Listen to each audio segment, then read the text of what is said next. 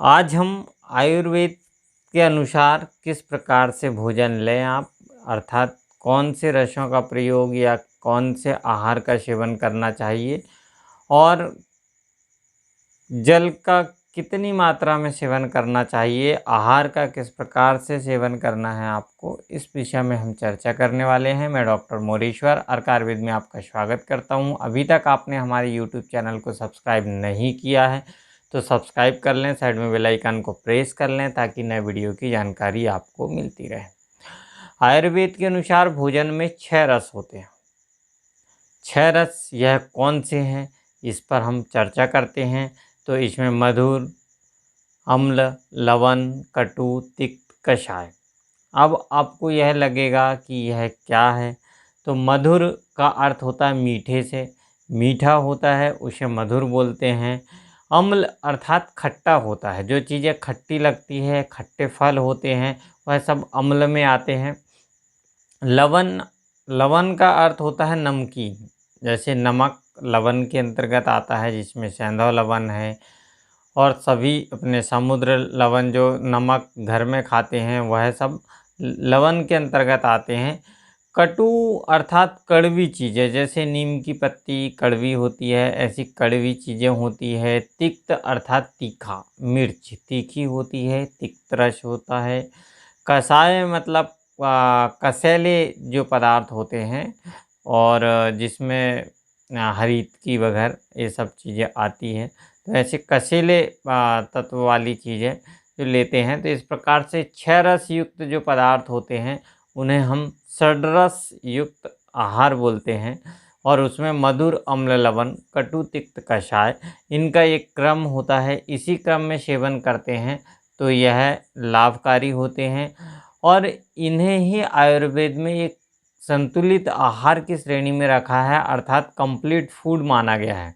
यदि कोई व्यक्ति इन 6 रसों से युक्त आहार को या पर्याप्त मात्रा में नहीं लेता है तो उसे हम कंप्लीट आहार नहीं मान सकते, या कुपोषण की श्रेणी में आने का मुख्य कारण होता है कि वह इन 6 रसों से युक्त आहार का सेवन नहीं करते हैं। तो यह 6 रसों का विशेष महत्व है। 6 रसों का इतना ज़्यादा महत्व है कि इनकी कमी होने पर शरीर में कुपोषण तैयार हो जाता है, मालन्यूट्रिशन तैयार हो जाता है, इसलिए इनका विशेष महत्व है। अच्छा, अब देखते हैं हम कि सब्जियों को किस प्रकार से खाएं। तो सब्जियों को खाने के लिए सब्जी में जो भी सब्जी बन रही है उसे ना बहुत अधिक भी नहीं पकाना चाहिए, ना बहुत कम पकाना चाहिए, अर्थात पर्याप्त मात्रा में पका हुआ भोजन ही आपको लेना चाहिए। और खाने में आप सब्जियां तो यह सही है कि पर्याप्त और अच्छे से पकी हुई सब्जियां ही खाएं, कच्ची सब्जियों का सेवन ना करें।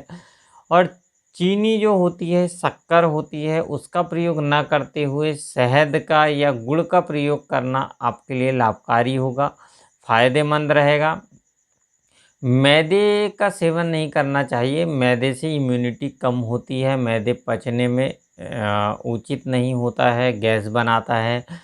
तो इसकी जगह में चोकर युक्त आटा जो होता है, अर्थात थोड़ा रवेदार आटा जो होता है गेहूं को पिसाकर, उसका प्रयोग करेंगे आप तो बहुत अच्छा रहेगा। दलिया आप लेते हैं साथ में, दलिया का भी प्रयोग कर सकते हैं तो वह फ़ायदेमंद और अच्छा रहता है।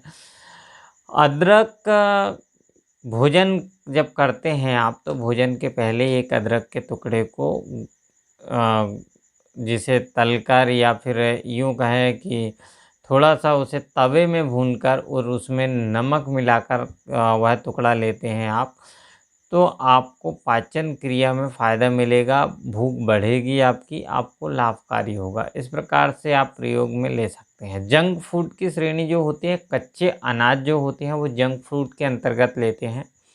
आयुर्वेद के अनुसार यदि कोई भी पदार्थ या पदार्थ से अर्थ है कि भोज्य जो अनाज होते हैं, कई लोग चना या फिर मूंग है, इस प्रकार से दाल वगैरह को या फिर कच्चे उसका सेवन करते हैं, तो यह सब जंक फूड के अंतर्गत आते हैं।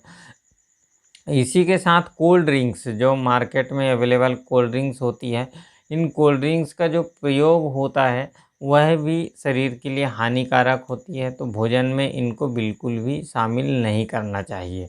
और बेहतर होगा कि आप आयुर्वेद के अनुसार ही भोजन करें, जैसे कि 6 रस बताए गए हैं, मधुर, अम्ल, लवण, कटु, तिक्त, कषाय, इसी श्रेणी में लें। अर्थात भोजन करते समय सबसे पहले मीठी चीज़ों का प्रयोग करें, उसके बाद में अंत में कसैली चीज़ों का प्रयोग करें, कटु, तिक्त, कषाय।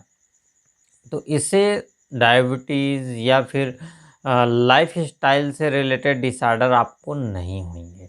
यह आपको फ़ायदा मिलेगा इससे।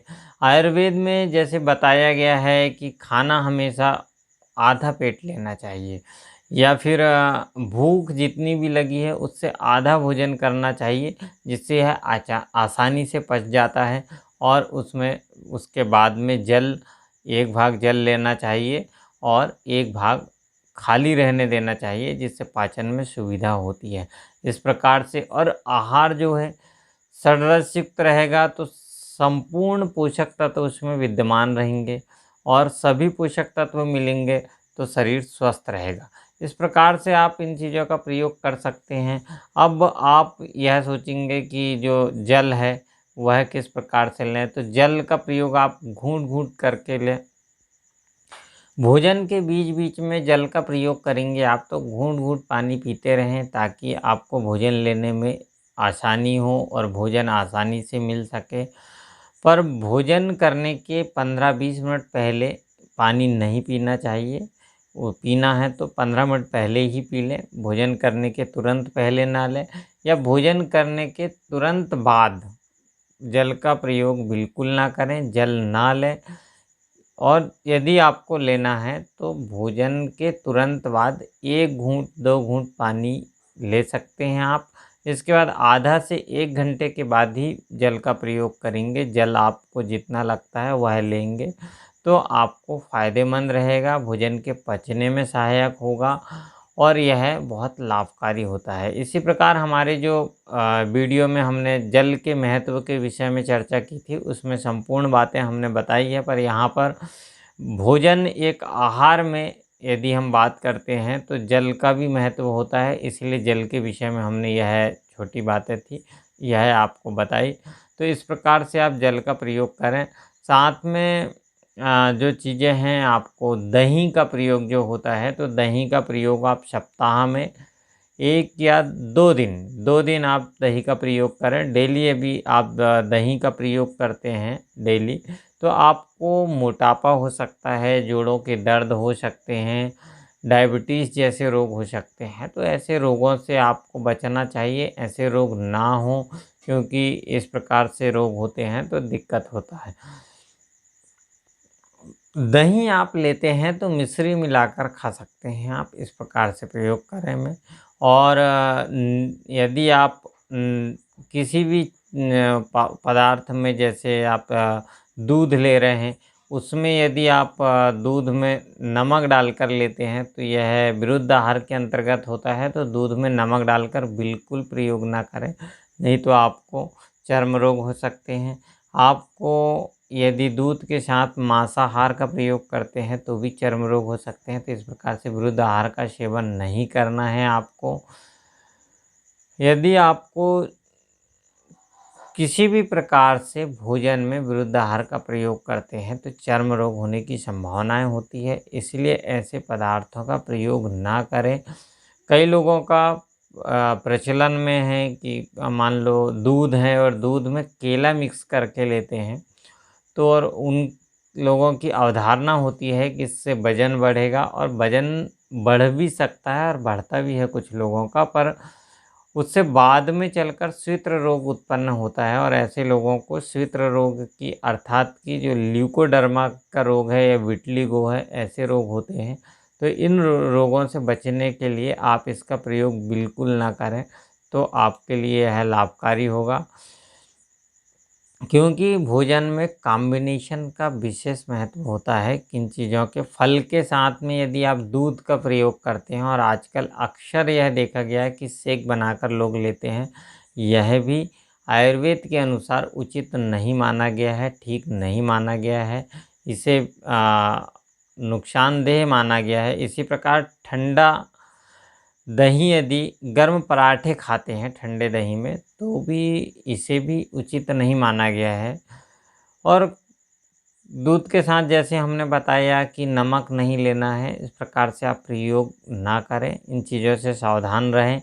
और षड्रस युक्त आहार और सभी आहार और पर्याप्त मात्रा में भोजन लें आप, तो आपको ज़रूर अच्छा रहेगा आपके लिए। और दिनचर्या का अवश्य पालन करें, भोजन के टाइम टेबल को निश्चित करें। दिनचर्या के अनुसार यदि आप अपना आहार विहार रखते हैं तो आप स्वस्थ रहेंगे, और हम यही चाहते हैं कि आप स्वस्थ रहें। आज के लिए इतना ही। नमस्कार।